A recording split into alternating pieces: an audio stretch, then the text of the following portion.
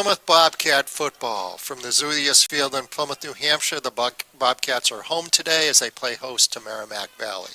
Bobcats 5-2 on the season as they march hopefully towards a playoff berth. Merrimack Valley 2-5 on the season.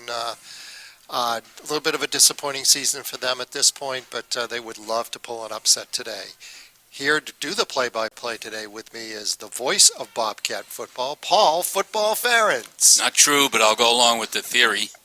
Good to be here with you, Tim Tyler, Andrew Fenn. Got a fabulous day, football weather, a little chilly out there. The band trying to keep warm. They're still showing up. But you're right, this is a game you got to play. Merrimack Valley would like nothing better than to beat Plymouth on their own home field. And that's a rare nugget you can cherish in your years of playing football, but it's not going to happen today, Tim.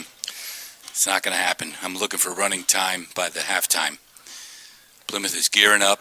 Like you said, they're getting ready for the playoffs. They're getting healthy.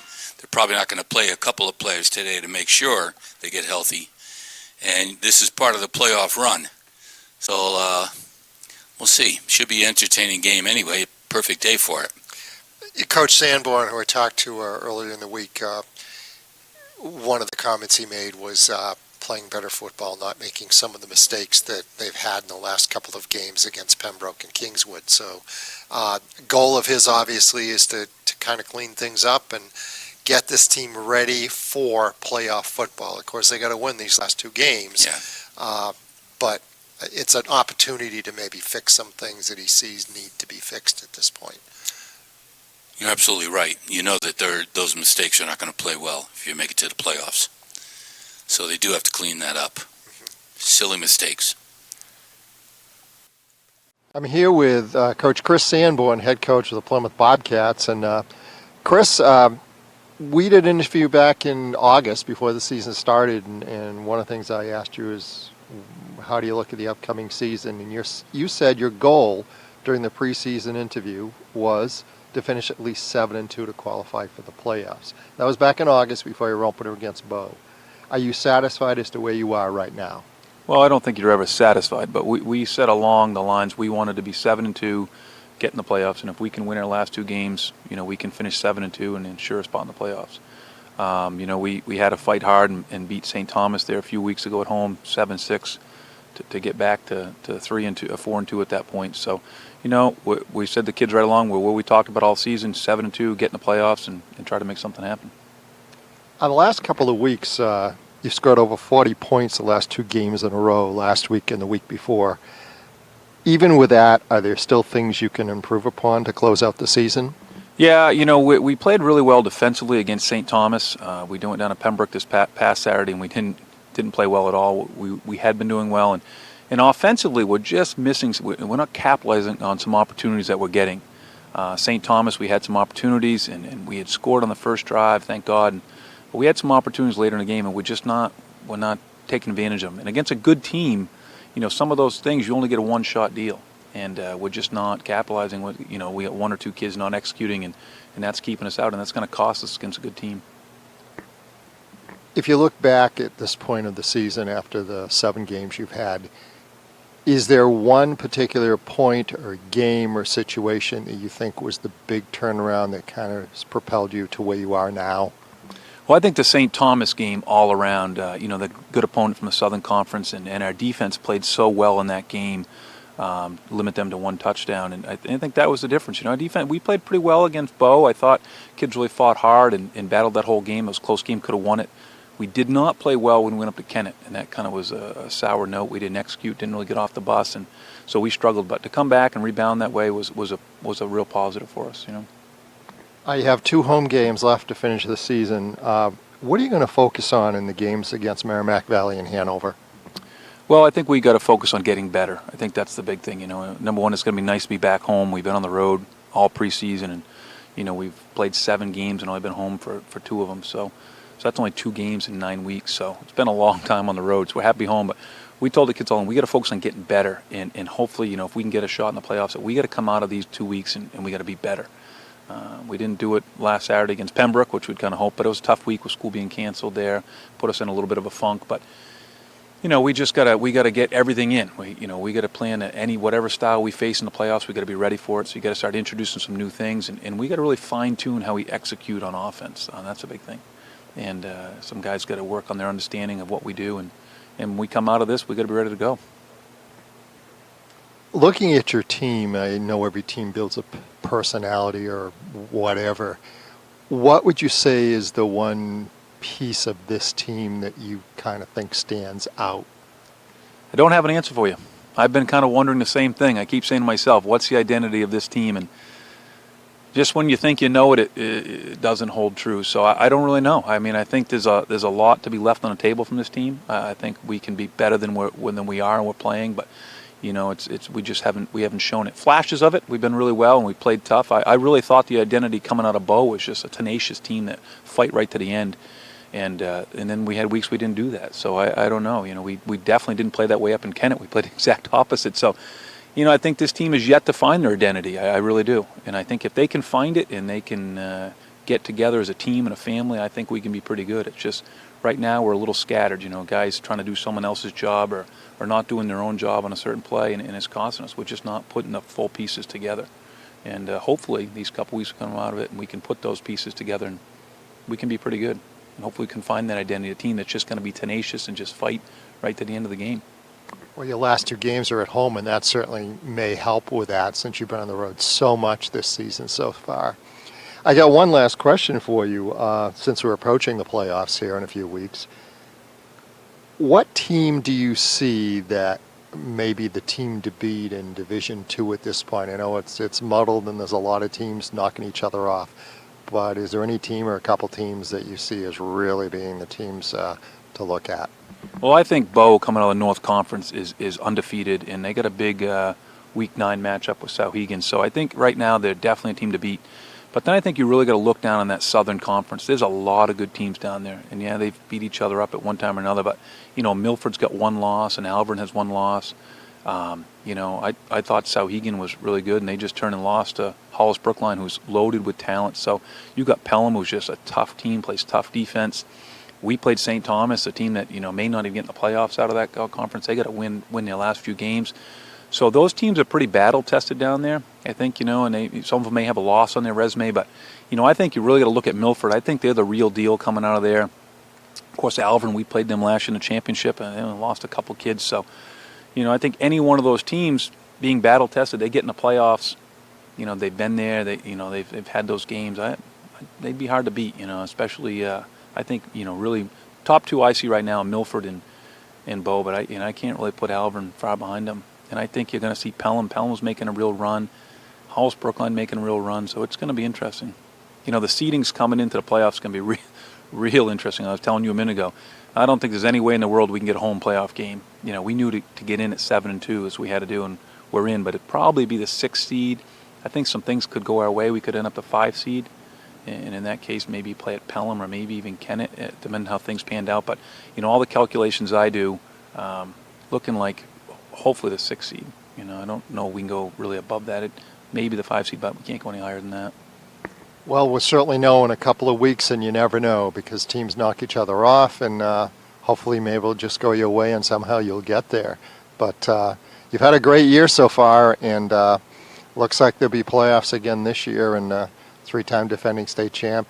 We hope it'll be 4 this year. You've done a great job, and the kids have worked hard, and wish you the best of luck. Well, thank you very much. We appreciate it, and the goal for the kids was to get in the playoffs, and if they can win these last 2, they're going to get in the playoffs, and at that point you make anything happen. I remember back in 2016 we won the title. We were 7-2 going in the playoffs. We had to win Week 9 just to get in the playoffs, and we just got rolling at the right time. And if this team can just get clicking at the right time and amp up their game a little bit, they've been in the playoffs. They've seen it. These kids here, these seniors, these juniors, they've been in the playoffs every year. So they don't know any different. So hopefully they know the expectation. When you get playoffs, practice a little different, a little more amped up. The game's a little more amped up, and hopefully they handle that. Some teams they get a little jittery, but I see we really got nothing to lose. We've 3-time defending champs, and if we can get in the playoffs and just make a run at it, that's what we'd like to do. Well, listen, best of luck come Saturday and the next 2 Saturdays, and then from there on. We're back here at the Zulius Field in Plymouth. Captains are going out to midfield now for the toss of the coin to see who will kick and who will receive. One other big game today in Division II football, Alvern is at Hollis Brookline, and particularly for Hollis Brookline, that may have some major playoff implications as we head down towards the playoffs. Paul, any thoughts about what you think we'll see today in this game? I think Coach Sanborn and Coach Lamb are going to stay as generic and conservative as possible and get the job done. They're not going to show anything they haven't done already, and I don't think they're going to need to. So I think they'll, play it safe, try to get to running time, get the little kids in, and hopefully walk away without any injuries. And I don't think he's going to play those kids who have been injured, Joey Cleary being one of them. I don't think there's any reason for it. So I think they're just going to play it straight and pull away with a win. Clean up the messes. They got little things they haven't cleaned up yet. The silly mistakes, the flags and such. So. Well, we just, looks like Plymouth's going to receive to start the game here on the toss of the coin, and Merrimack Valley will kick. Also, just to update, some people may be interested in other Division II results. Last night, Bow 41, Kennett nothing, Alvern 34, and St. Thomas 15. Step band under the direction of Mr. William Gunn.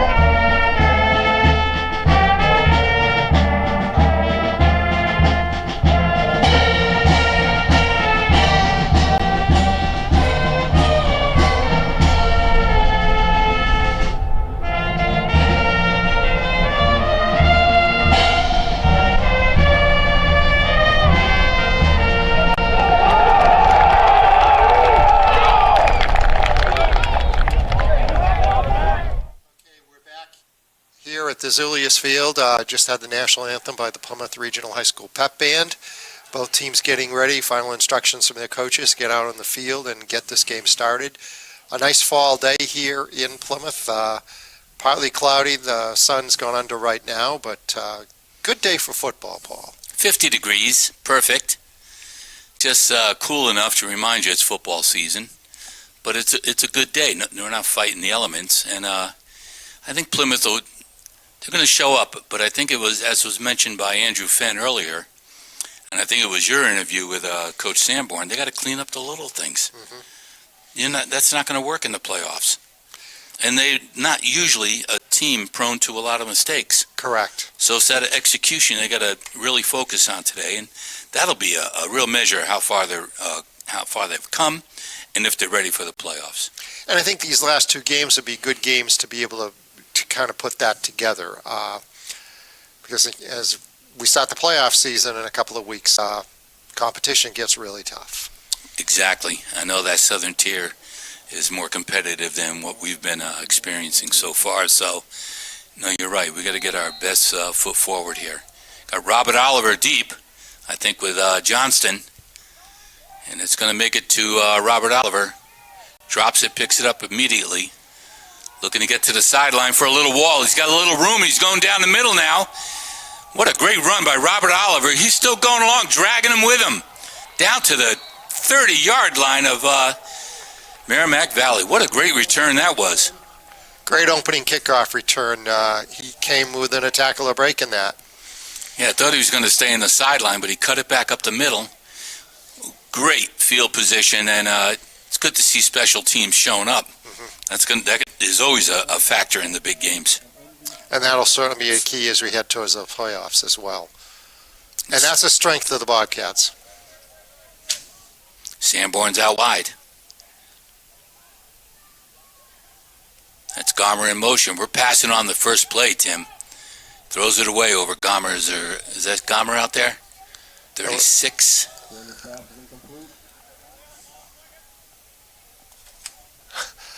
Yeah, that was Jeffrey Gomer. Threw it away, but opening play. Yeah, I'm surprised they went to the air. It's a shocker. Well, it's something they're probably going to need to do when they hit the playoffs. They're going to have to mix their offense up some. You know what's good about that? You're always going to keep that other team guessing. Yeah, that's right. Chris Sanborn comes up with stuff that you're just not ready for. Handoff up the middle. Merrimack Valley's ready for that one and dumps us for a loss. That was Joey D'Ambruso. So it's going to be 3rd and long with opening field position on the 30-yard line. We have not gained a yard. It's a big play here to keep this drive alive. Plymouth love to get on the board first. Well, one of the plays the Bobcats haven't run yet is that famous jet sweep. There it goes. And it's going out wide to Jeffrey Gomer. He's going to turn the corner and get close to the sticks over there. I think we're in 4th down territory. You think? He's probably within a couple yards. Trying to see where they place the ball. He'll probably be 2 or 3 yards short. It's going to be a 4th and 3 here probably. Let's see if Pete Wingstead could kick a field goal. I know he could, but we're going to go for it anyway. Here comes Cody Bannon with the play from the sideline. And yet we're at 4th and 3, Paul. A little counter, a little something here. Maybe Cody keep it himself on an unbalanced line and roll it out. Straight ahead. Joey D'Ambruso is going to fight to get to that stick. He's close, but I think I might have seen a flag. I'm not sure. There is a flag. There is a flag on that. Good eyes. Good eyes. Holding. It's going to be against Plymouth. Going to move him back 10 yards. This may come back, although I don't know if he got the first down. He was very close. Just short. Well, then they're probably going to take the ball at this point. It's going to be Merrimack Valley ball. Yeah, you can't risk another opportunity for Plymouth because they'd score. Yeah, they even stopped from him. 10 yards back. Yeah, they stopped him about a foot from the first down. So Well, that's unusual. We didn't move the chains on this series after that great field position Robert Oliver gave us. So the defense now is going to get up there, create some havoc, hopefully. Merrimack Valley setting up right away with some wideouts. They got that running back in the backfield. The kid looks gigantic.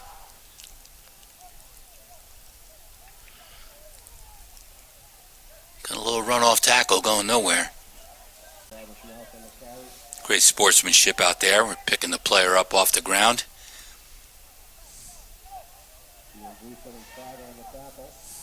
So that has to be a little bit uplifting for Merrimack Valley holding the Bobcats after that long kickoff return on that last running play. Absolutely give them a boost of confidence. Maybe they can get out of this hole they're in now.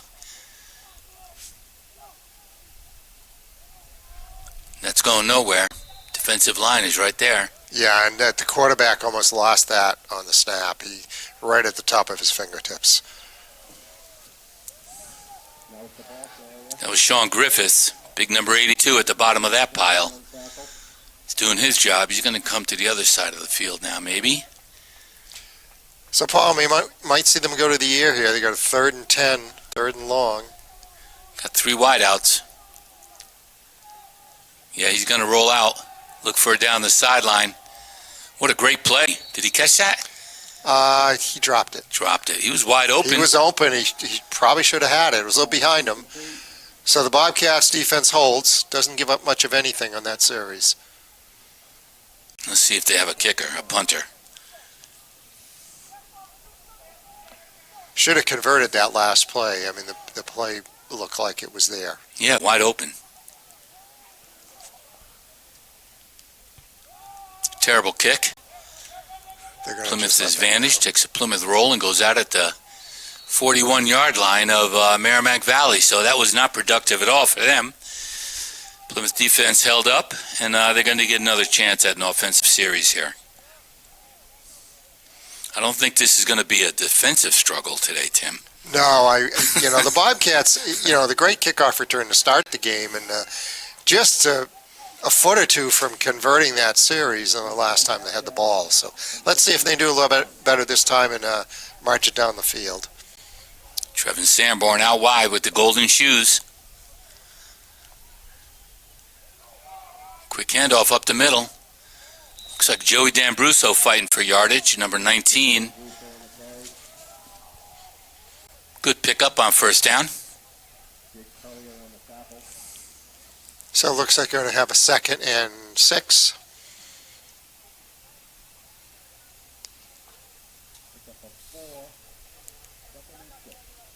See if they keep it on the ground or they started the game with a pass.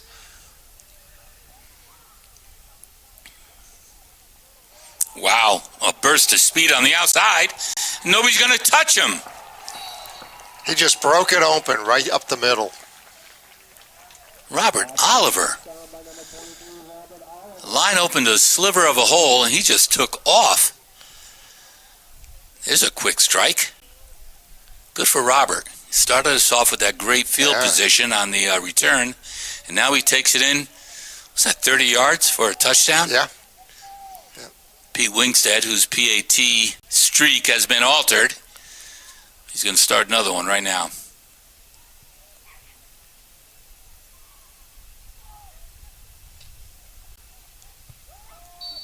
Beautiful kick, and it's good. So it's a 6-minute, just under 7-minute mark. Plymouth takes a 7-0 lead on this beautiful afternoon at Zulius Field. Bobcats, Wingstead booted that through, and one of the keys, obviously, as they come into the playoffs is those conversions are important. And last year in the Super Bowl game, I was mentioning to you before the broadcast that Alvin three times went for 2-point conversions and failed 3 times. Well, the Bobcats were successful, and that can turn a game around, getting those conversions, and that's, again, special teams.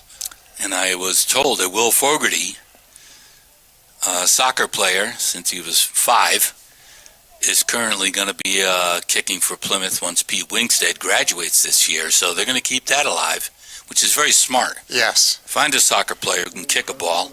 Pete Wingstead loves it, and he's been very productive, as you mentioned. Or you think of that opening win or loss with Bo. Bobcats lost 8-7. Bo had to go for that 2-point conversion in the fourth quarter to win that game. And it isn't often you convert those. There's a big foot right there. Sends him back to his end zone. Coming up to the middle of the right side. He route runs a couple. Plymouth. He gets tripped up slightly. That was Seth Bayless.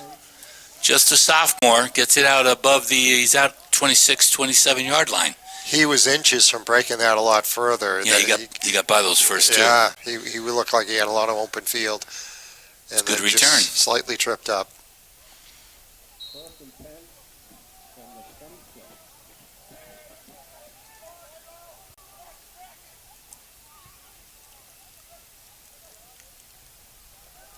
Big handoff. This big running back right here going forward. He got a couple yards. That's number 9.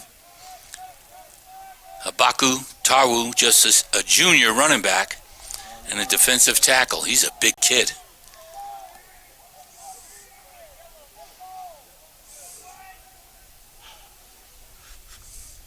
So it looks like they have 2nd and long here, 2nd and 8. Down 7-0 at this point after that good drive by the Bobcats.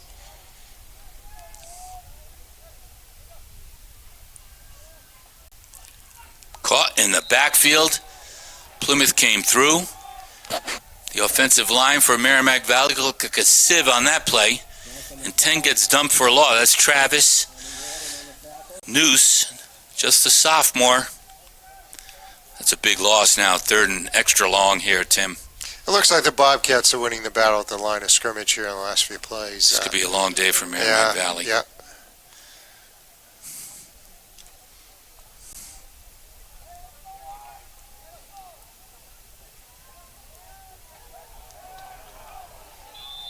Drop ball there.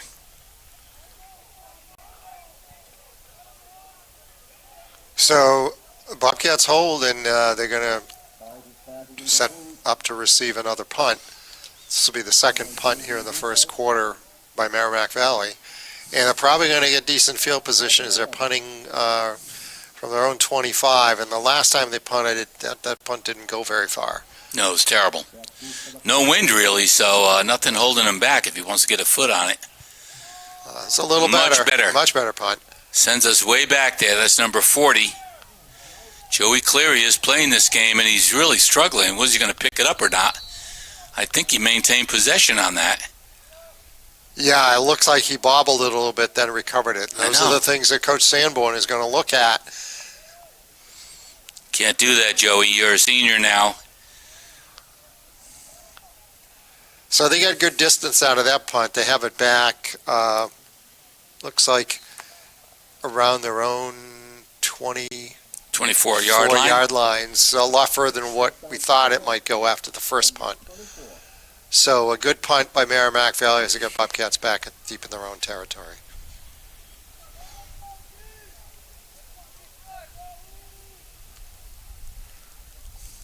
Quick handoff to Robert Oliver, the one he scored on earlier. He was one tackle away from going a distance on that one. Got tripped up for a short gain.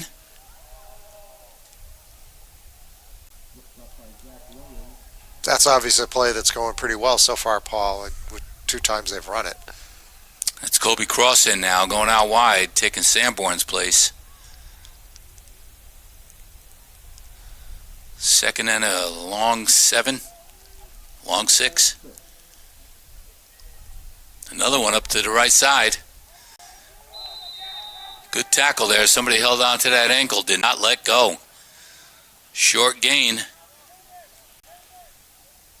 Third and a long 4, 5 yards maybe. Here's the first test of the game offensively. You want to keep those chains moving. So, Paul, do you think they'll run the jet sweep on this play? They haven't run it yet, have they? They ran it once in the first series. We got Kobe Cross out there. I don't know if he's ever caught a ball this year. So I don't know if they're thinking pass. No, he's rolling out without it. Look at this play up the middle. I never even saw it. I lost the ball. Holy mackerel. That was a great run right up the middle. Had me faked out. I thought Cody still had the ball. I can't even see who ran that.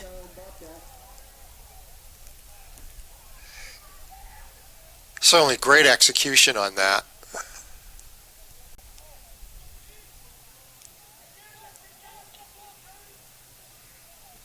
I can't figure out who ran that play.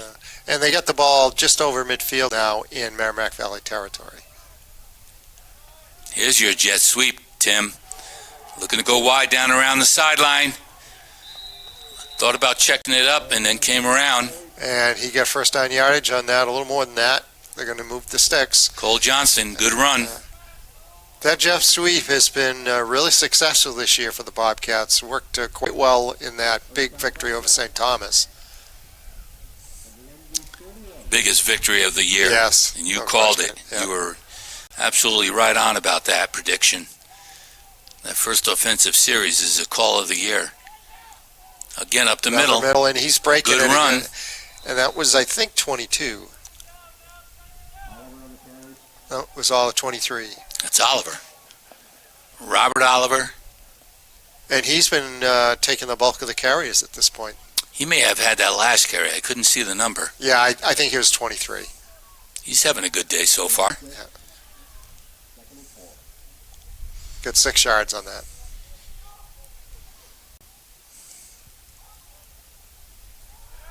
Going around the right side, Jeffrey Gomer. It's number 30. I remember talking to Coach Sanborn in the interview we did, and he a lot of positive comments about Gomer and his contributions this season. He's moving the chains today. So that looks like they're getting their offense in gear. Cody's coming in with another play. It doesn't look like Joey Cleary's going to be used on the offensive series, maybe for special teams. But he'd be worth saving up in case he re-injures that hip flexor. It's first down. We're out wide now. That's Cross. We're at man in motion. It's that counter up the middle. That's a saving tackle by somebody in the That was well in executed. the backfield of Merrimack Valley. That was a well-run play. Their execution in the backfield has just looked really crisp today, and I think Coach Sanborn's got to be pleased about that. Having trouble even following where the ball is here on 2 or 3 of these plays.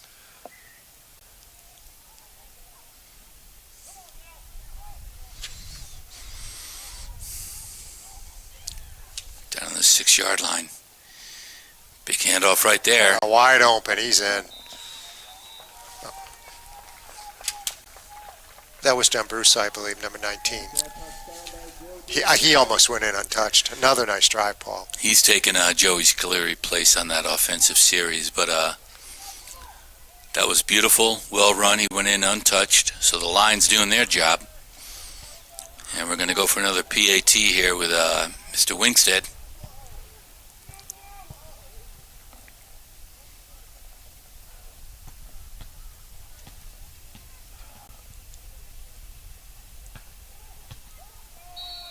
Up and good. 14-zip. Plymouth ahead of Merrimack Valley. We're at the 3-minute, 45-second mark of the first period. So it looks like we're rolling along like we thought, Tim. Yeah, 2 nice drives here. Good execution. Pretty much stayed on the ground. They threw a pass the first play of the game, and pretty much it's been on the ground since. And they've been breaking some pretty long runs. Robert Oliver's had some. Joey D'Ambrusa just took that in for the score. So far, impressive offensively.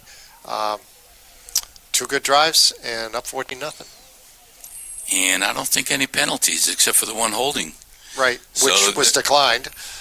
We got to clean that up, and it looks like they're doing their best to clean that up. Still only in the first period. And so far defensively, they pretty much contain the Merrimack Valley offense. So certainly Coach Sanborn has to be pleased at this point with the first quarter, 3 minutes, 49 seconds left. The Bobcats really haven't made too many mistakes. They look sharp.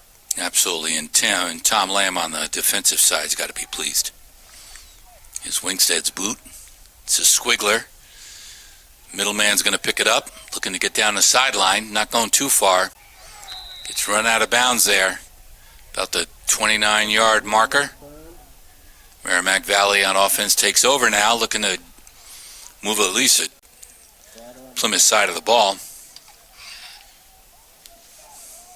So they're going to have to do something to kind of change the scenario of what's going on at this point, because it doesn't look like defensively they're going to be able to contain Plymouth, and they're already down 2 scores.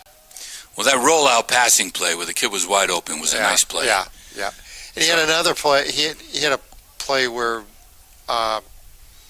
the receiver looked like he could have caught it and didn't. Quick pitch out to the left. Number 10's going to try and go wide. He cuts it back up the middle. Gets dumped for, looks like no gain. Maybe no gain on that play. 2nd and 9.5. And they basically look like they're not huddling. It looks like they're going to try to line right up again. Number 9, Paul, is going off the field. Looks like he was injured. He's holding his arm. And we got a timeout, I believe, on the field. Number 9 for Merrimack Valley kind of limped off the field, holding his arm. Well, we got the trainer going over to see how he is.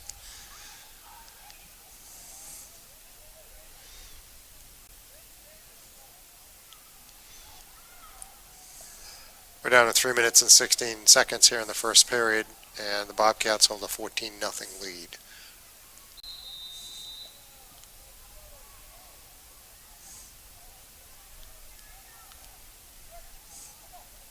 Second and long, he's going to pass.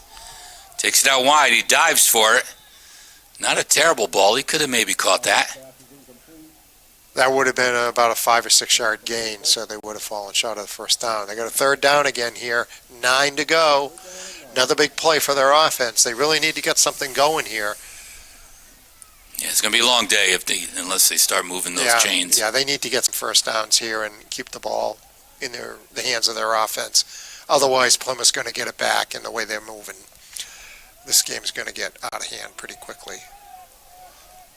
He's going to have to take a chance here. Put the ball down the field. That's what he's thinking of. He gets clobbered in the backfield. Ball comes loose, but he was in the passing motion. Still fighting for it, but I think it's Merrimack's ball. Going to be fourth down. Yeah, Jacob Duquette was in there. Tommy Warden was in there. Came from the blind side. He never saw him coming. Never got the pass off. Just the motion. That's the second time he's been in a position like that. He's holding the ball a little bit too long, waiting for his receiver to cut and open. And the Bobcats are getting to him. Punter's back. He's only back 10 yards.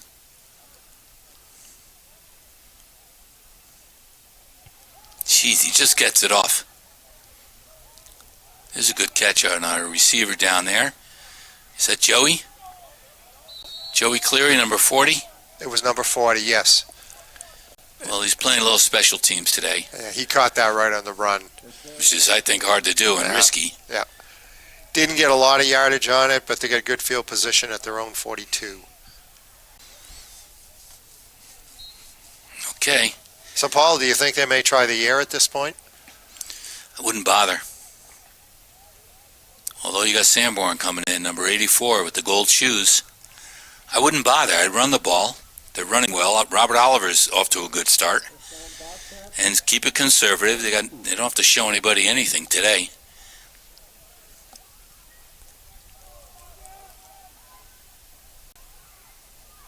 Another one up the middle, quick handoff, fighting for yards. He got about 10 yards on that. Wow. Is that Dan Brusso? Another 9-yard gain. Number 19, Joey Dan Brusso, right up the middle. Yeah, The line is doing their job today. they're getting big chunks of yardage on every one of these plays now.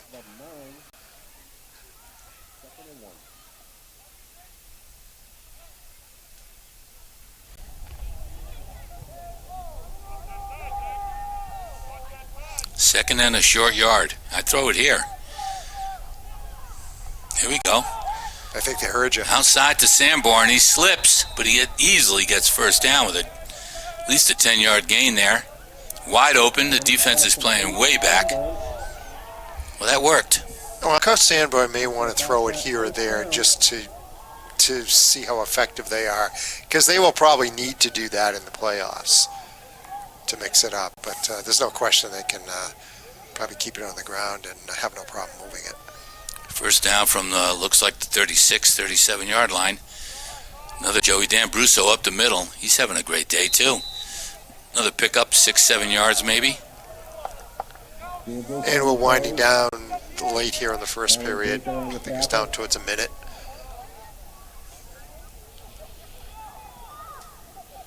And I think the run time goes at 35 points. Can't get there soon enough. At the rate they're going, that may be very feasible here in this first half. So we got about 4 yards to go here. Again, right up the middle, fighting for yardage with a big spin. He's still on his feet. Did not hear that whistle, but I think it was a short gain, if anything. Yeah, he's a little short. It's going to be third and about 1.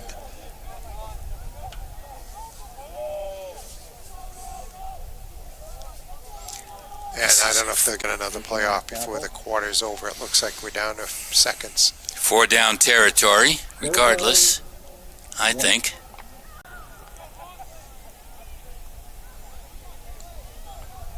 I don't think it'd be a bad idea to practice a field goal, though, do you?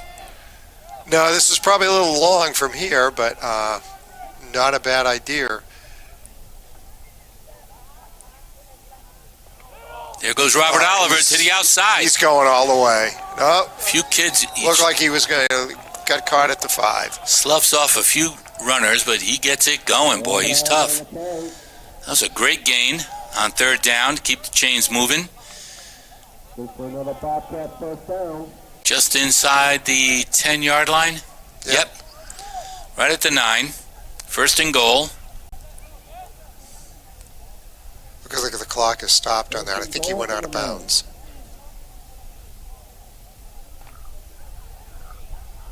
Sanborn's out wide again. Comes the offense. They could do anything they want now, Tim. Going to do that jet sweep. He's back to pass. Throws it down deep. Beautiful play. Right there. What a beautiful catch and pitch and catch. That was the Swanson. Perfectly thrown, wonderfully executed. And that's really been what they've done so far in this first period. Excellent offensive execution. The defense has smothered Merrimack Valley. And we're up 3 touchdowns, 20-0 with the conversion coming. Beautiful executed play, as you said. Cale Swanson. I'm sure Coach Sanborn at this Captain. point pleased. Yeah, things are going pretty well right now. PAT for the 3rd one in a row today. It's up, and it's good. Pete Wingstead for his 3rd point of the day. 21-0. Boy, they add up over the course of a game and a season, and we're lucky to have them. 21-0 is going to change the quarter. First quarter, 21-zip. Plymouth ahead of Merrimack Valley. Just 5 seconds left in this quarter. So we'll probably get a kickoff and then be switching ends. So after the last couple games, I know Coach Sanborn a little disappointed with some of the mistakes that were made, even though Plymouth won those games easily. Has to be pleased with this first quarter performance. The offense has looked sharp, both running and throwing after that last pass play. And defensively, they've pretty much shut everything Merrimack Valley has tried to do down. And special teams as well have looked good with that big kickoff return that opened the game. And of course, Wingstead is 3 for 3. Must have been a good week of practice, Tim. Yeah.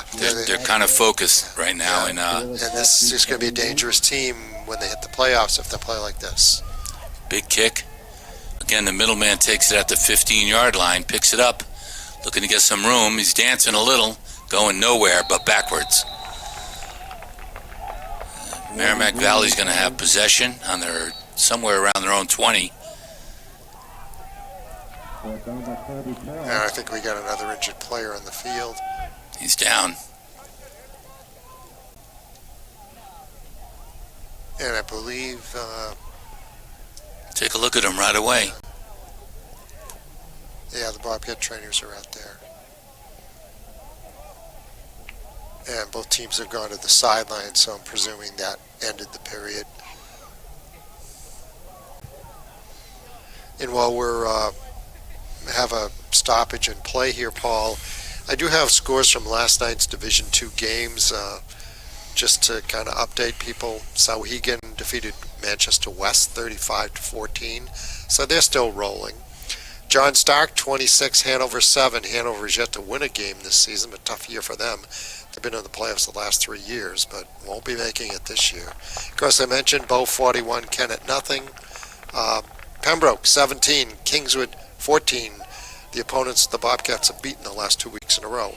Milford 49, Conval 14. I think that Milford team must be averaging 40 points a game this year.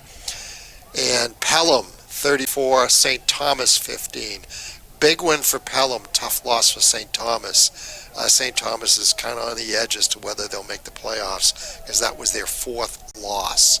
Still have an outside shot, but it's going to get tough. So those are results from last night. Today, besides this game, of course, the game that has some consequences is Alvern playing at Hollis Brookline. Those are potentially, obviously, 2 playoff teams. Next week, we have some key games as well, which I'll fill you in a little bit later as we start the second quarter. Merrimack Valley from their own 15. Trying to get a little running room. Takes it up the middle. Defense is right there for a small gain. Well, when you think about what Pelham did to St. Thomas and how we played St. Thomas, 7-6 nose to nose, they must be for real down there. Yeah, I've heard it's been shared they've got a strong defensive unit. They played people tough, and that conference this year is tough. A lot of teams kind of knocking each other off between Alvern and Milford and Sauhegan, and there's about 5 clubs down, 6 clubs down there that have been tough. That looks a broken play, and the quarterback's going to keep it himself and gain a few yards from it. There was a little mix-up on the call down there. Running back wasn't ready to receive it. So the quarterback took off, picked up a couple yards. It's going to be 3rd and short, maybe 2 yards. Give them a chance to move the chains. This will be their first down. Yeah, they did not have a first down in the first period. Number 34.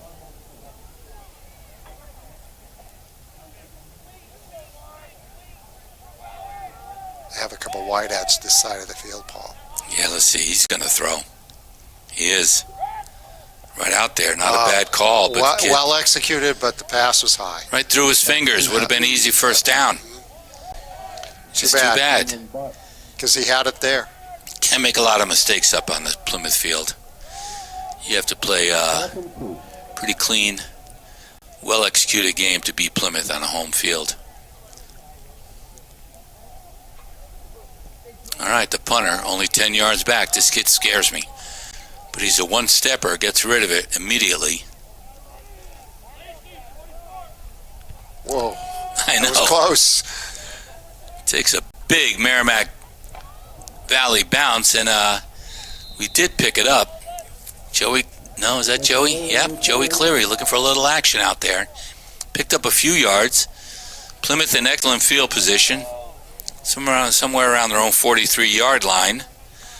Second period, and winning 21-0 against Merrimack Valley, and things are going Plymouth's way right now. I wouldn't be surprised, Paul, if Coach Sanborn puts the ball up a little bit on this series. Just to kind of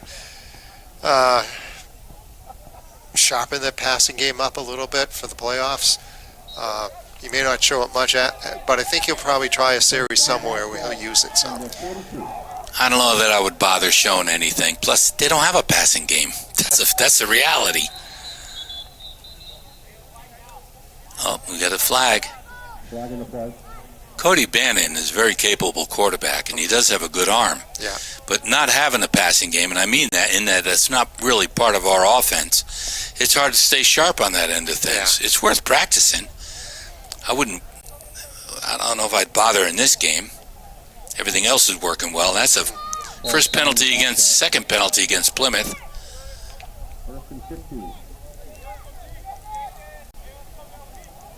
Right now, obviously, they would like to focus on probably getting 35 points in this first half, so go running time in the second half. I would be grateful. Yeah. Sanborn's out wide to the left. First down and 15. Right up the middle again. This time they're waiting for him. Joey D'Ambruso, a very short gain, maybe 2 yards. They're lining right up again, no huddle. Oh, we're going with the hurry up. Okay, then. Second down and about 12. Bannon's going to roll out, looking for somebody over there. Again, it's the Swanson play, and they drag him down. They're lucky. He would have turned that corner and taken off. Well executed, a well-thrown ball. So you're right. Maybe they're going to sharpen the edges a little, practice a few of these formations, and if Cody could put it on the numbers, good for them. Big first down. Here's a good play up the middle. He's hopping and skipping along. Joey D'Ambruso, nice. all 150 pounds of him, having a hard time bringing him down. Nice run. He broke several tackles. Terrific run. Move that stick, buddy. And Paul, you're correct. Plymouth has not had a history of being a passing team. But sometimes during a game, there's just 2 or 3 situations. If you think back to that big state championship against Bow the first time around, 1 pass, 2 passes actually, I think, but they were big. They were really big. Well, the fullback pass to for the touchdown. How come I can't think of his name? The fullback, Maycomber. Yeah, won the game. They didn't run it all year. Yep. Nobody picked the kid up. He broke through the line, and for the Brandon Roy, he put it right on the numbers. It paid off. Going again. There's a long one down the... That's deep, and he's there. I think he caught. Yeah, he did. Touchdown. Sanborn, the golden shoes boy, ran his route, and Cody Bannon did not underthrow the ball. He put it up there where only Trevin could catch it. That's a great play. So 2 passing touchdowns. Yeah. Swanson, the captain, and now to Trevin. Good for him. At each end of the field, and they had another nice pass here earlier. A nice drive. Mixed it up. PAT, Pete Wingstead, Mr. Automatic. Close enough. 28-0. 28-0. Joey D'Ambruso showed up today on offense. I don't know if anybody was expecting him to carry the ball more than 10 times, but he's a workhorse right now and being very productive. Who I haven't seen is Ian Trider. I don't know if he's been nicked up or injured a little, but he's another one who goes forward when he runs.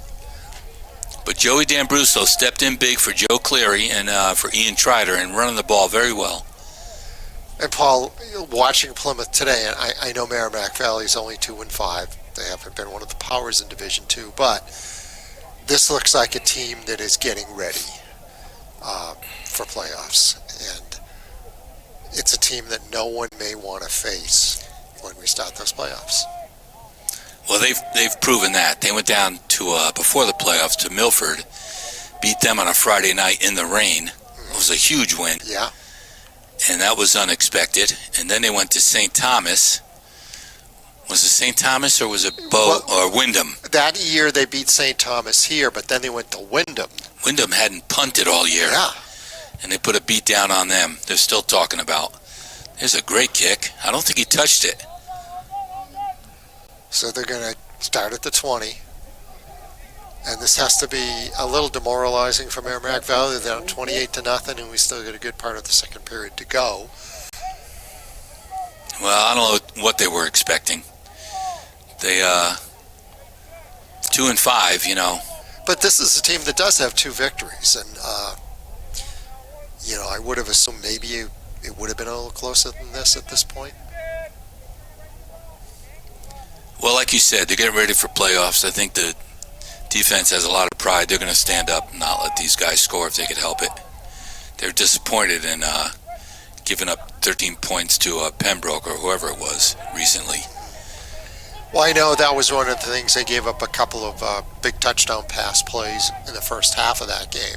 Right. They were scoring, but they were giving up points too. And I know Coach Sanborn was not happy about that and said we've got to work on some things. And obviously the point got across based on their performance here in the first half. Well, it's not like they're 60-yard pass plays. They're 5-yard passes the guy took off. Yeah.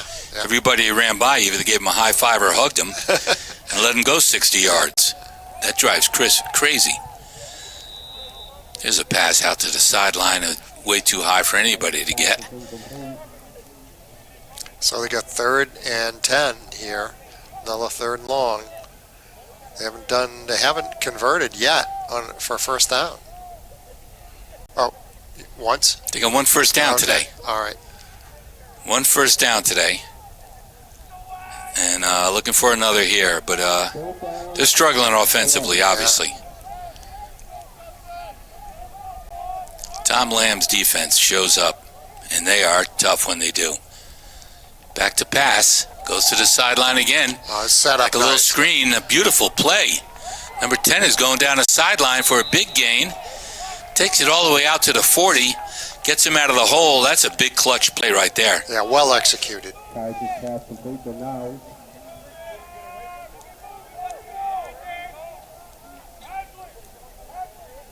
That's really probably been the best offensive play they've had today. Was that pass, that play. And very well executed. Moving the chains, get them out of their own deep end. A little breathing room now.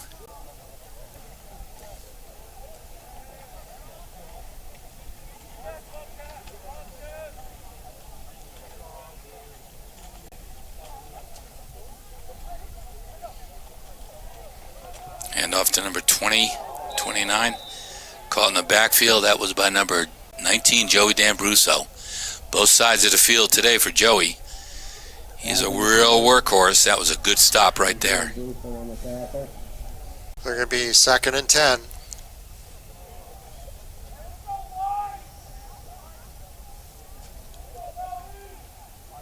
Second and 9.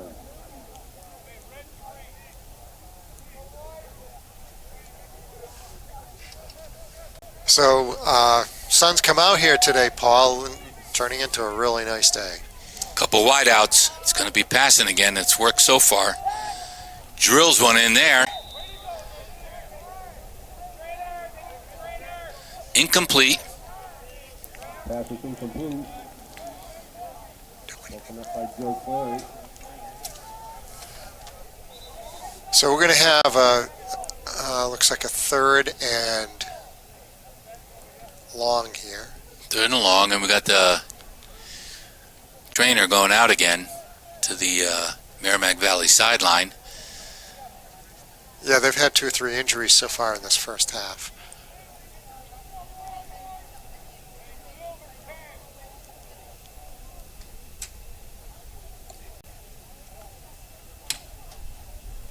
So trying to see just Big looks play like right this is here. About a third and 9. 3 wideouts, 2 on the left side. Back to pass, plenty of time. Throws it right in the middle of traffic, and the big number 9 is rumbling. Big play, another first down, Tim. Moving the chains. I think they're finding their rhythm, and it looks like it's going to be in the passing game. Yeah, and number 9 had gone off earlier in the game with an injured arm, so it's good that he's back. Evidently, he's okay, and that's the second really nice pass play that they've executed.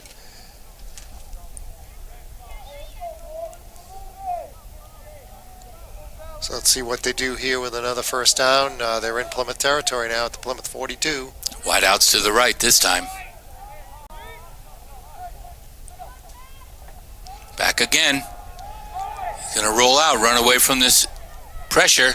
He's getting a lot of yards out of this. He's all the way up there, almost to the 10-yard gain mark. He's going to gain at least 8 or 9 on that one. Good for Merrimack Valley, finding a little rhythm offensively. Plymouth defense is going to have to make some adjustments here. Okay, just have a scoring update at another important Division II game. Hollis Brookline 14, Alverin 7 in the first half. It's wide open down the southern tier. They're all going to beat each other up, and we'll sneak one in there. That'd be my plan. Second and a short, 2 yards, 1 yard.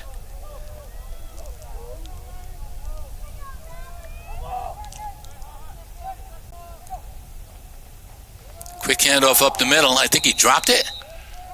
Yeah, looks like he's close to the first down though. I think he's still short though. Yeah, he's short. Short on this. Third and 1.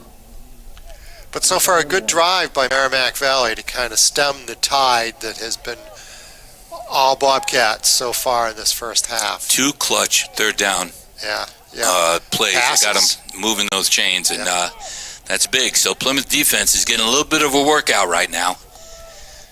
Another third down and short yardage.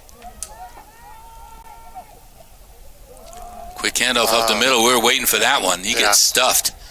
Goes nowhere. Maybe loses a yard. 4th. They can't kick from here. We know they're going to have to go for it here. Yeah, he lost a few yards on that one, Tim. So they got a 4th and 2 now. Just had another update. Hollis Brookline 21, Alverin 7. You heard it first here on PBTV.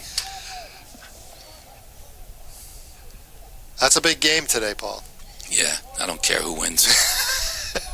I don't care who wins. They do.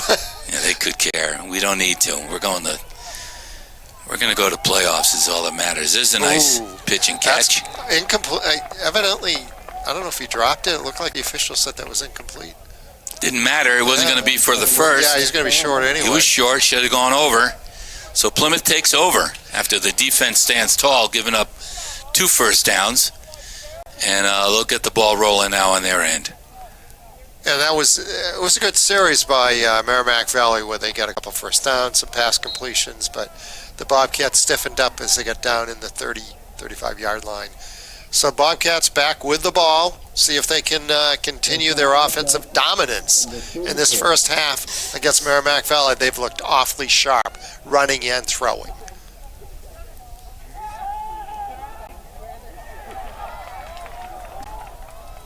And wow, they thought they had him, and they didn't. That was just, what a great play. Nice rollout and pass completion. And Paul, we're at 34-0.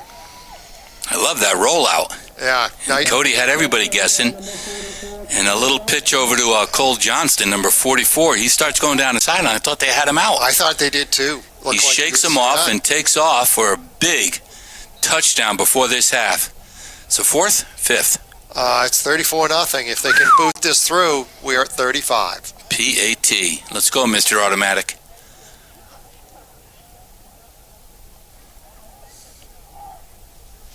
There was movement. Merrimack Valley moved. I don't know if there was procedure, though. Yeah. They called off. It's offside. Yeah, let's go to half the distance to the goal and go for two. Nothing wrong with that. I wonder if he will do that, because that is half the distance to the goal. Makes that conversion appealing to go for two. But it looks like he's not. He's going to stick with the extra point, the kick.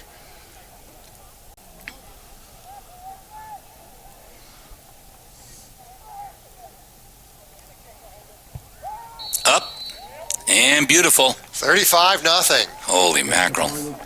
That I did not expect. Oh, okay. That So, I did not expect. If they maintain this lead to the half or greater, we would go running time in the second half. That would be nice. Yeah. 35-0. And Merrimack Valley did move the ball in the last series, but they may move the ball, but Plymouth is going to move it back. They've just been dominant offensively. Very impressive today offensively in every aspect of the game. Whether they're running outside, inside, throwing the ball. They've just looked really good, Paul. Well, you mentioned the passing, and it surprises me that they've passed as much as they have. But you're right. They're going to tune things up, figure things out, and getting comfortable with what they do have, and it's working well. You know, and you don't want to show a lot, which is true, but at the same time, anyone who's watching this game has got to figure out, now, we have to worry about them doing this, or we have to worry about them doing that. Good point. There's a lot, so they got to prepare for that. Good point. Give them more to work on. Yeah. Big flip. Pete Wingstead down there. The middleman gets it again at the 15-yard line, looking to go right up the middle. Find a little room. Claws his way to the 32, 34-yard line. Good return.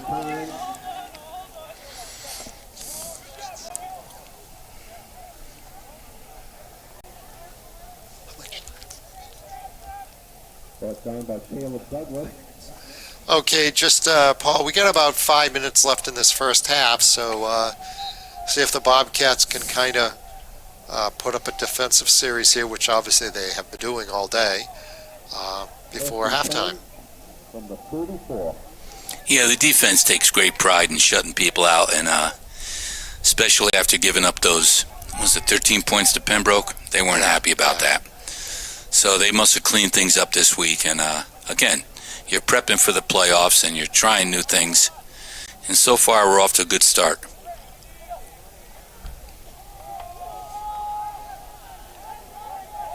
Give it to the wrong guy.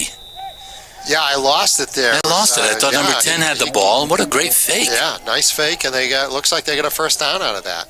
God, this is something. I need glasses, I think. I'm going to have to become a ref or something. Well, we're running time now, too.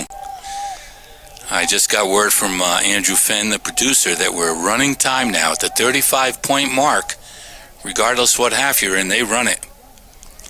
So Merrimack Valley's under the gun to make something happen. Trying that running game, the passing game, it's worked pretty well for him. Yeah, last series they had a couple first downs off of it and looked actually pretty good with it. But the Bobcats have probably shut that down at this point, the way they have played. Trent Sargent just came in.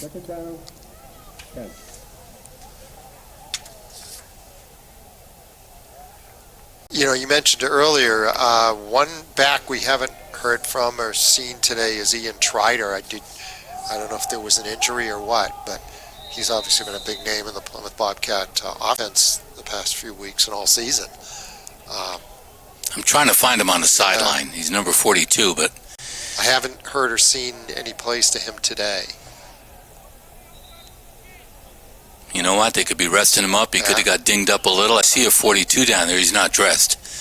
Could be a JV kid, though. He's got the orange medicine thing. But, well, it's good they have options without him.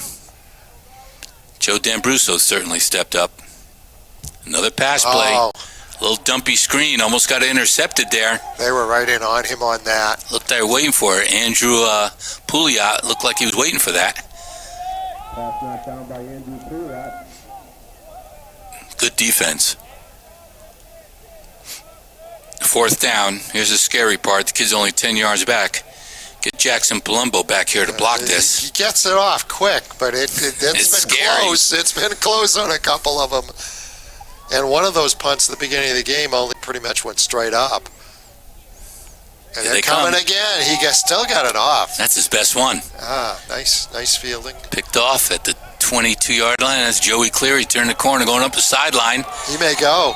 Oh, out of bounds. He had the angle there, but he went out of bounds. Looks like his hip flexors healed up and his hammies healed up. That was a great return. Got it out to the 50, 48. Good job, Joey. So we're 35-0. The Bobcats have the ball. The clock has been running as we're getting down towards the end of the half on what has been a dominant first half performance by Plymouth. Brought to you by Pemmy Baker TV, Granite State Sports Network. You can enjoy this all this week coming. Parents and grandparents got to be very grateful for this. Wish we had it back in our day, Tim. Yeah. In my day, they didn't even have videotape. I could have used some good press, but 8mm camera we had. That was what we had. It was a lot of it was black and white too. Vinny Esposito's father running down the sideline. I'll never forget a midget football with the 8mm. Yeah. Well, there's our third penalty. Yeah. Haven't had too many today, but that was, I believe, procedure. It's a 5-yard penalty. Well, third for this half so far.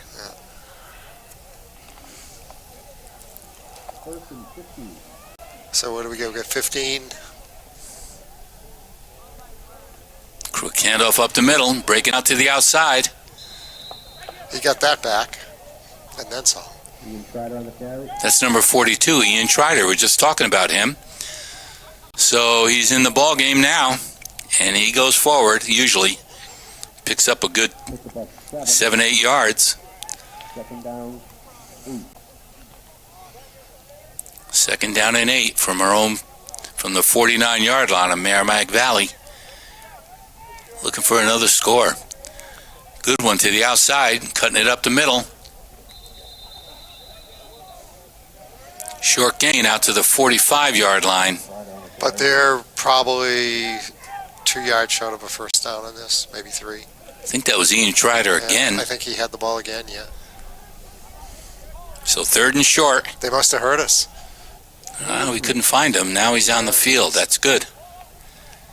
It's been a great offensive contribution this year.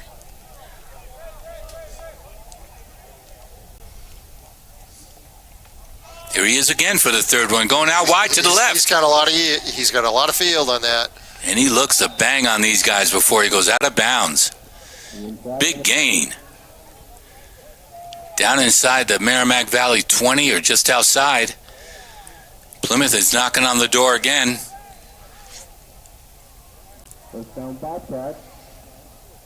What a great run. They're on the way to putting in another touchdown here before the half. That offensive line loves to block for Ian Trider.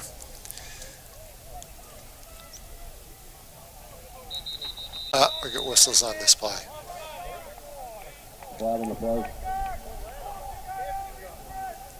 Illegal motion against Plymouth, their fourth penalty of this half. Something these coaches are going to be looking to clean up.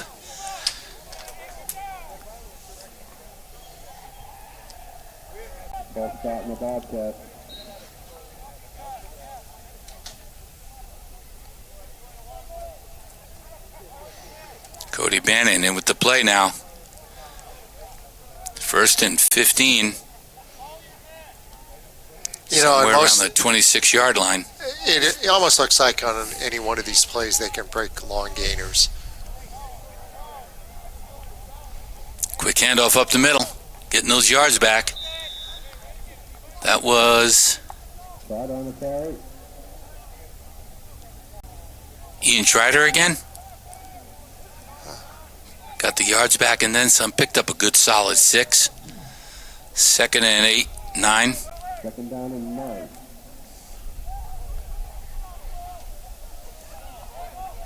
Clock is running.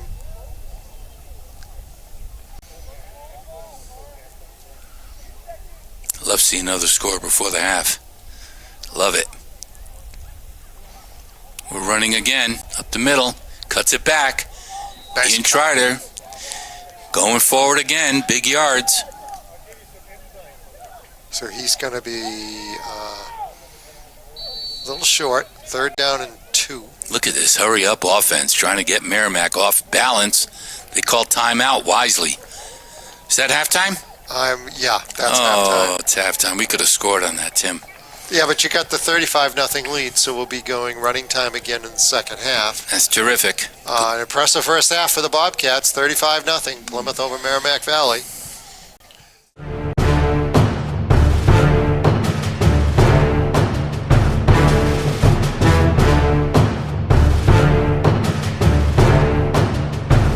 And we're back to Plymouth Regional High School football here at Zulia's Field. 35-0 Plymouth over Merrimack Valley.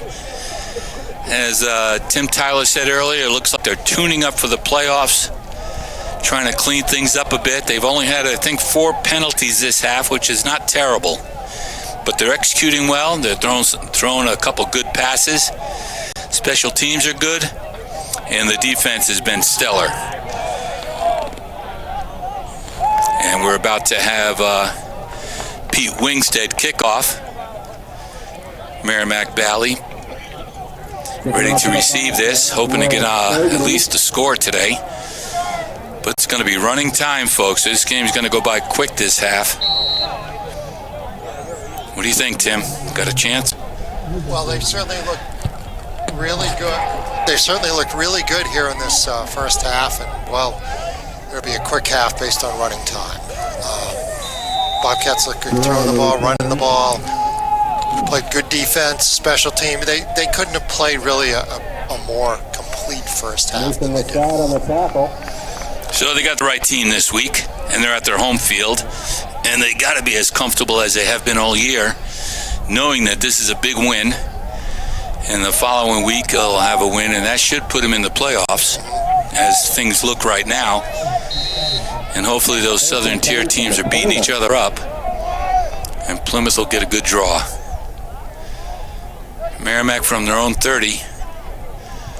Quick handoff, trying to get some up the middle, pick his way for a couple yard gain. I think they're going to start sprinkling in some of the little kids, Tim. Yeah, give them some chance to get some game experience and rest some of the starters, because they certainly, I think if they do sit down the second half, they can look back and feel they had a very successful first half of play.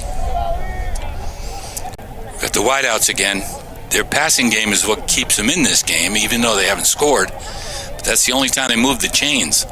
See if they can do it again. Yeah, screenplay again. That's worked before, and he's wide open. He's got some wheels.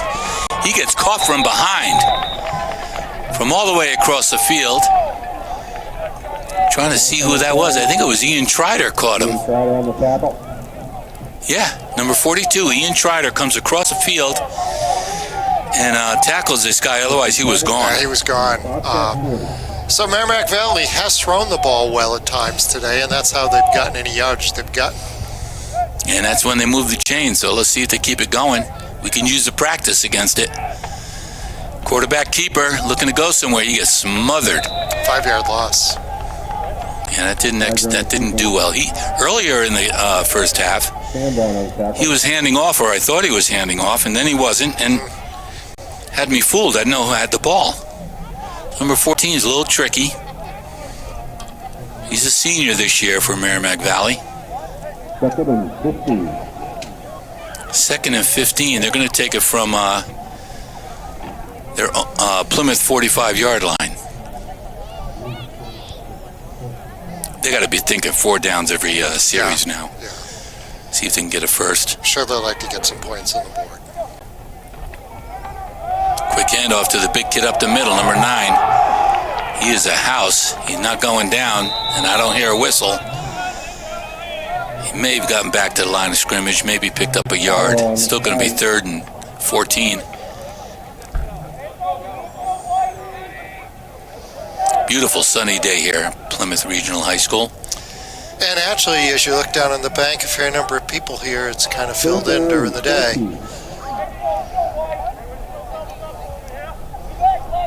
Big Sean Griffith, number 82, coming out. Stellar job today on defense. Again, a good fake. Quarterback rolls it back, overthrows everybody. Yeah, that was overthrown by 10 yards. It's Colby Cross down there on the defensive end, number 14.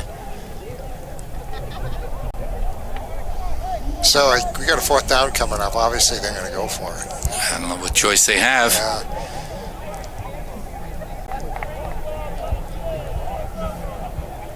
So 4th and about 14 as the clock runs. That's a heck of a play to find in your playbook.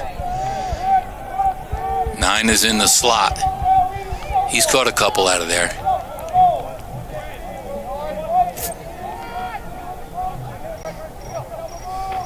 Again, another pass. The screenplay, they love it. I think we're wise to it at this point. Yeah, they were right in on the quarterback. He had very little time to throw that. And the receiving end of it didn't have any room to move. So that's going to be Plymouth offense taking over. Again, a great job by the defense. And we'll see if Coach Sandlin gets in a few reserves and give them some game experience here. Probably going to be some numbers we haven't seen before. I'll have to look at the scorecard over here. See what new kids are going to be in there. Colby Cross is coming in. He could be the new quarterback, number 14. Anyone that lost an LG cell phone, you pick it up in the end zone by the bandstand from Keith LaFave. So they're starting at about their own 44-yard line. Colby Cross is in at quarterback now. Quick handoff. Gives that to number 26. Anthony Ciotti on the carry. That's Brock Tanner on the run. And he got about a yard on that ball. Yeah, he's got the whole second team in here now. Gain of 2. 2nd and 8.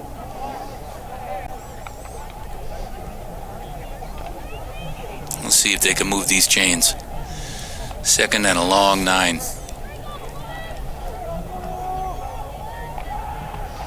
Big handoff up to the tackle side. Closing on him right away. He picked up a few yards, but it's going to be 3rd and long. Ciotti on the carry.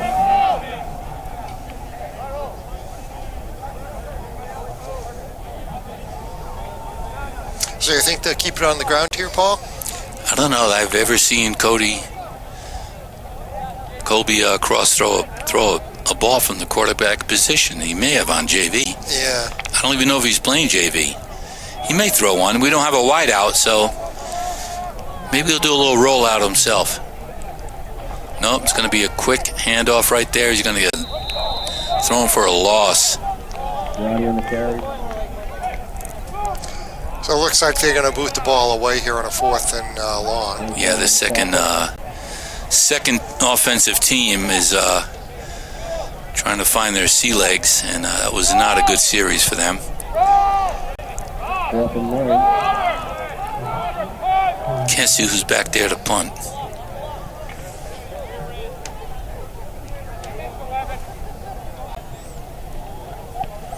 It's the first punt we've had in a long time. Yeah, yep.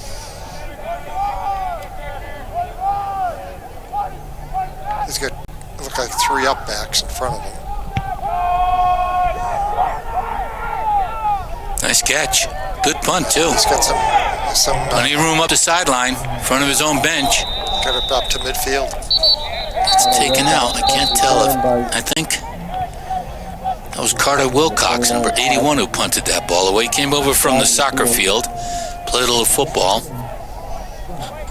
in his senior year. Yeah, he is. That was him. He was marked down as a punter.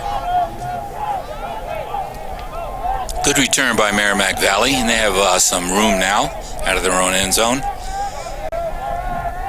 So they'll be going from their own 46-yard line. Can't tell if first or second team is in there. I think it's second team. You got Curtis Cross out there. Looks like they're moving the ball back here. Was there a penalty? I didn't see a flag on that play. I'm blind to those flags. Yeah, I missed that one. But it's a big one because they're going way back on this. They're down inside the 20-yard line. Helmet to helmet on Merrimack Valley. I think they're going to place this ball at the 15-yard line. I didn't see what the call was, but... Well, it had to be a personal foul or... Yeah, because they had the 15-yarder. ball. They had the ball towards the midfield after that punt return. Quick handoff going up the middle for some big yards. That really hurt field position-wise, and again, I didn't see where the flag was and what the call was. 15-yarder. So personal foul or clipping or...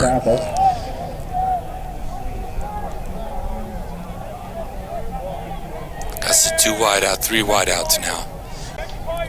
Probably going to go back to his passing game. Quick one out to the sideline. Nice tackle. Great tackle. Right away, that was Charlie Como, I believe. Yeah, he didn't get much on that. So ball we're 3rd down and 4. Yeah, that was Charlie Como. Good tackle, Charlie.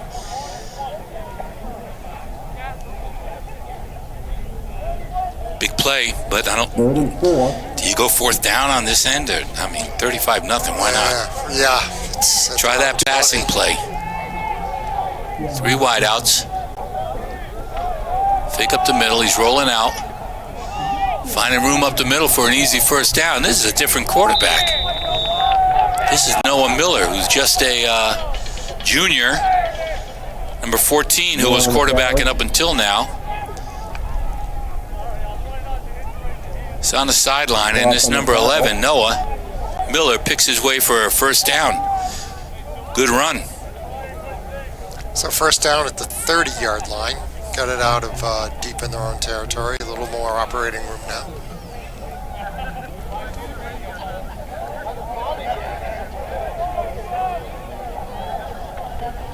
Handoff up the middle, a little room. Pick up 4 yards maybe 5. Meanwhile, the clock is running, which is the true enemy of Merrimack Valley at this point. If I'm looking, it looks like we're down in the 2 to 3 minute range left in the period. 2 minutes plus at this point, so this quarter's gone by pretty quickly. This is pretty much a second team defense too, so Yeah. I know they want to show up today and play well. And so far, they've held them scoreless in this period. Quick one out to the sideline, man in motion. He's going to turn the corner, He's go got down some there. yardage. Charlie Como on it again. Although he stepped out just before Charlie got him. Charlie helps him up. Again, great sportsmanship down there by the Plymouth players. Moving the chains again.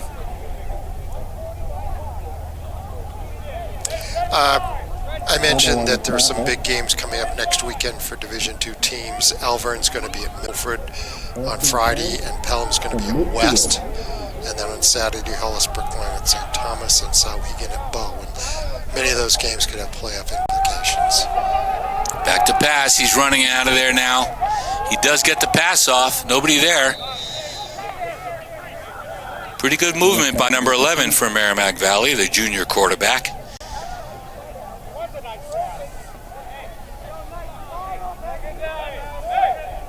Second down and 10 on that incomplete pass. So we're down under a minute left in the third quarter. It's gone fast with running time. Bobcats holding their own here with the reserves in the second unit.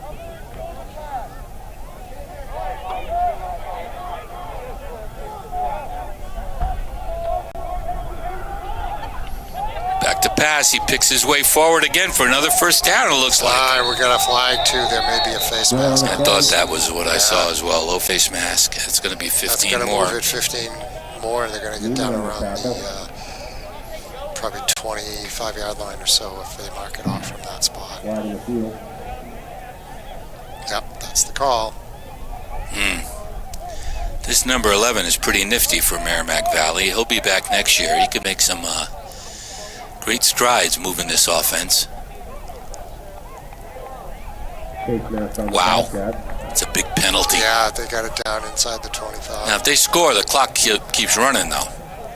Once you're up 35, they don't stop the clock now that you're not up 35 still, do they? The clock will keep running. Once you're up 35, nothing. The clock. So that's good. And they still got 25 yards to go to score, so. And we're almost at the end of this period. There's seconds remaining as it's running up pretty quickly. That is quick. Quick pitch. Number 29 going wide. Not going to get too far. Maybe a yard gain. And that may have run out the period, too. Clock is running. Calvin Swanson on the tackle. And that is the period as both teams are coming to their sidelines. That's the end of 3, and Boy, that was quick. Bobcats still hold a 35-0 lead. That was a very fast period with running time. It is. Merrimack Valley is threatening deep in Bobcat territory. They have the ball inside the 25-yard line. I'm trying to see exactly. It's at the 24, I believe. The winning number 4-0-6. Actually, That's going to be the quarter. yeah, that is the quarter. The only time it doesn't run is the break between quarters, as they'll move and switch ends. The last update we had on the only other big game today, we had Hollis Brookline ahead of Alvern 21-7. That's probably moved along a bit since then, but big game for both those teams, probably in particularly for Hollis Brookline, because they're both potentially playoff teams. Yeah, Hollis Brookline is not a team you hear a lot in the football mix. No, the last 3 years I don't think they were in or had qualified for the playoffs. Of course, Alvern was in the championship game against Plymouth last year.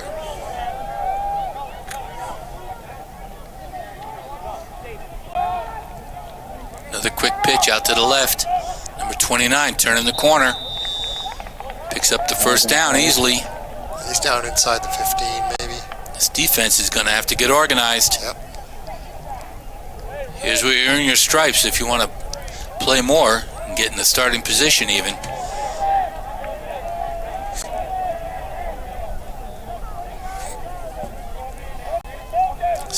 Yard line. Third down and 1. Third down and 1.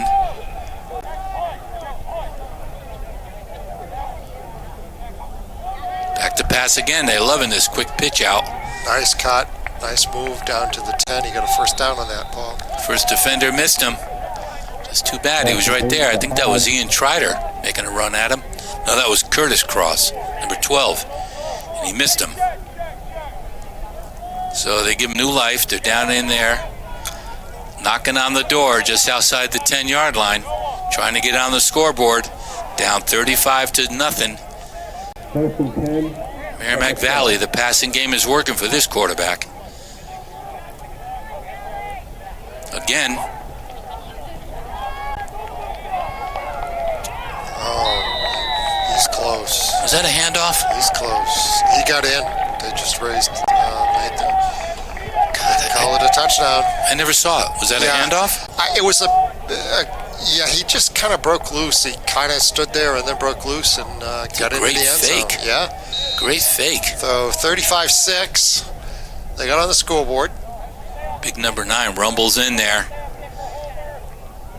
He's only a junior. He'll be back.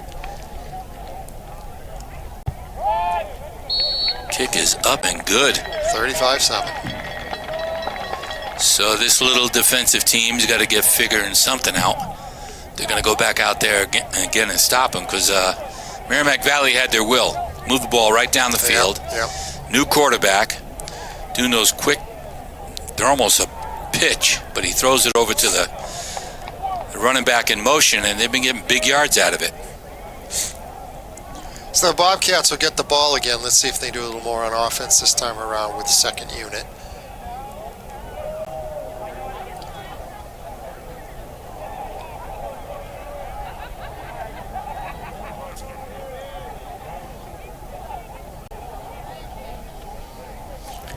Merrimack Valley can be consoled enough to know that their girls cross-country team at the state meet today came in third. Oh, okay. They always have great running teams, good running teams. I know Plymouth, Amanda Doherty, a terrific runner cross-country this year, was 3 positions away from the meet of champions. I think it's the top 25 are eligible. So she showed up and ran really well today. That's Amanda Doherty. Congratulations, Amanda. Way to run hard. Dairyfield is a very challenging course. And Ray Mason taking off for MV. perfect day for it, though. Doing well. Anthony Ciotti back deep for the Bobcats. Little onside kick. Doesn't work on the first line. And we cover up immediately. I think that was Eddie Camp down there, number 54. Going on the recovery. Hey, Paul, PB Cam has a score update. Hollis Brookline 30, Alvern 21 at this point. Hollis Brookline 30, Alvern 21. High scoring affair down there in Hollis Brookline. Well, good luck to Hollis, because they have not been in the mix, so I hope they beat Alvern. Alvern was formerly a Division I school. Yeah, I'm no fan. I'm no fan of Alvern. No fan of Alvern.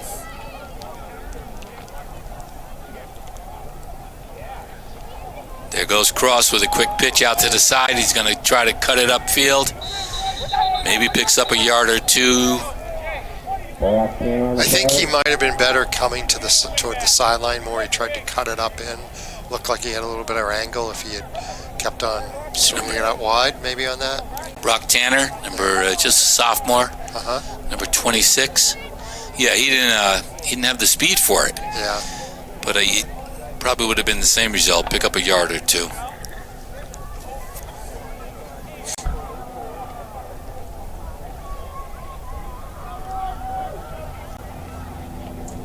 Quick pitch back to him. He's not going to get. Ooh, he's running, trying to avoid this. Nice caught. Do I see I'm not sure. I think I might have seen a flag on that. I guess not. They're on the carry. Lost a few yards on that, but he didn't lose the ball. Good recovery. As the clock continues to run here in quarter number 4. Again, the Bobcats 35, Merrimack Valley 7.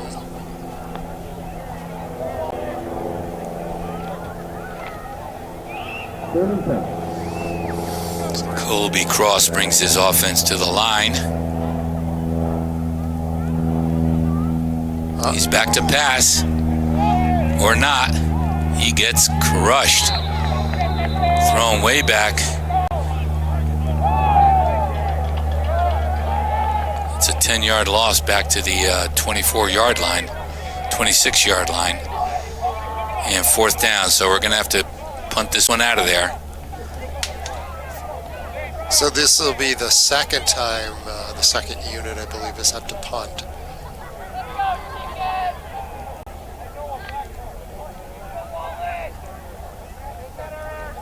He's got 3 upmen in front of him for this.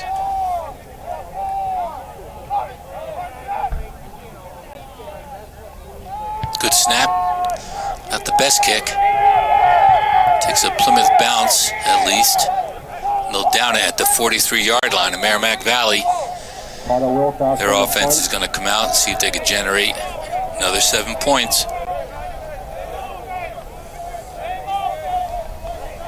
So let's see if Merrimack Valley can have the same success they had in their last series where they finally punched it in the end zone. They'd like nothing better to maybe put another touchdown on the board before the game's over. Yeah, the second unit's in there, and they got to stiffen up. If they didn't learn from that last series, this quarterback's so pretty nifty of foot, and he likes those little quick throwouts to his running backs. There's another one. Big number 34 goes nowhere. He gets crushed right at the line of scrimmage. Defense was waiting on that one. They were ready.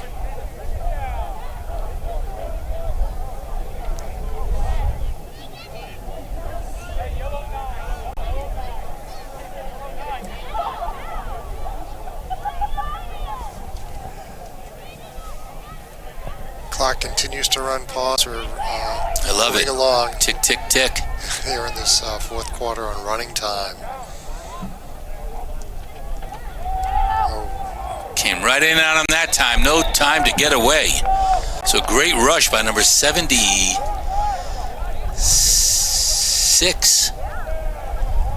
Denzel Soul breaks through the line. Miller brought down by Nate Ruff. So the Bobcats, big defensive play. They've made it right now a third and probably 15, 16 yards anyway. Long yardage here for Merrimack Valley to convert on this third down. So only took that one series for them to figure this out, which is pretty good. Big play here. Going to be blown dead.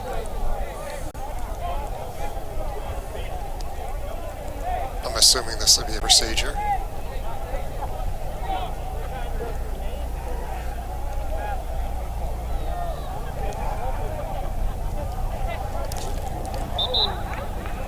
Flag in the plate. Don't know what that signal means, but it was something against Plymouth. Those late flags were a little odd. I don't know what happened. Yeah, I don't either. So they were in a hole by 5. On the field. They got the yardage back on that penalty by Plymouth. Third down and 11. Deep in their own territory at the 42-yard line. Back to pass. He's being chased out of there. Gets away from those runners. Now look at wide open down the sideline. Merrimack Valley. As Kobe Cross down there playing defense and corrals him on the sideline. Somewhere inside the 10. Big play there. He was under duress and he got it out. He got that pass out. Lyman got through the line. They couldn't catch number 11. He's going to be tough next year. Yeah. Nice pass. We're down probably a little bit under 5 minutes at this point in the game. So right around the 9-yard line. The passing game is working for this quarterback. Yes. Well, their passing game in the first half, they had some success, but obviously couldn't convert on it. But he's going to keep it himself, this quarterback. He's going to get dumped, put the ball on the ground. He may have lost that ball. Oh, maybe not. Second down. Signal is up by the referee down there, so it's going to be Merrimack Valley. Still second and goal from about the 13. That was good defense. Somebody got right in on him. Dumped him. I couldn't see who that was.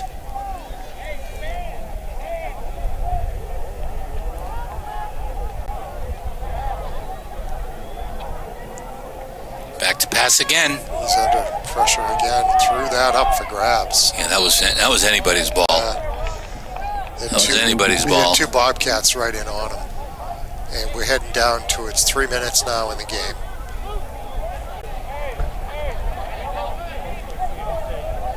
Somebody on Plymouth's team limping off the field. Looks like a number 35, but I don't have a 35 in the program. See if I can tell who that is. Third and goal from the 12. He's getting some help. They got to take a look at him. Nice pass out there, wide left. Somebody dumps him. It was wide open.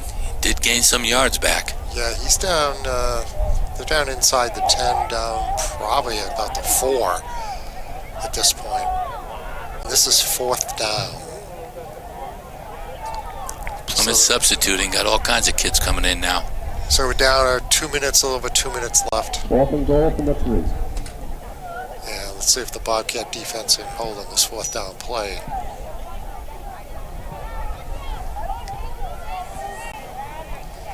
But the injured player for Plymouth is going to take a look at him right now. What's number 85? That's Nathan Ruff. There's a no-gainer. They didn't, nowhere. Front of the line, stood up on that 4th down play to prevent them from getting on the scoreboard again. Good for them. Big stop right there. And we're down, I think. Surprised he didn't throw it, this kid. He's been throwing them all day. I'm surprised too, because that's where they've had the success. And the Bobcats should really, they could probably line up in victory formation here with maybe a little over a minute left. Clock running. Don't have to do much. Yeah, you're right. They could take a few knees if they want to. Yep.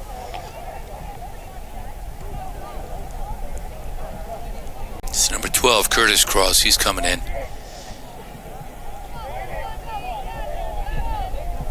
Curtis is also a quarterback and defensive back, like his big brother Colby.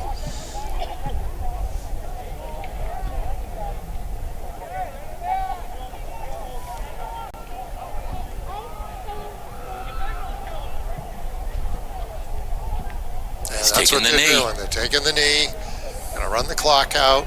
That is a fast second half. Yeah, the Bobcats going to come away with victory number 6, go to 6-2 with the game left next week here against Hanover. Merrimack Valley will drop to 2-6. Pemmy Baker TV, Granite State Sports Network brings you this game today with producer Andrew Fenn. And a beautiful afternoon at Plymouth. Except for maybe one injury, Plymouth gets out of this unscathed after a big 35-point first half. And they performed well today. I think Coach Sandwood has to be pleased with the limited mistakes and the execution, which looked pretty sharp when the starting unit was in there throughout the first half.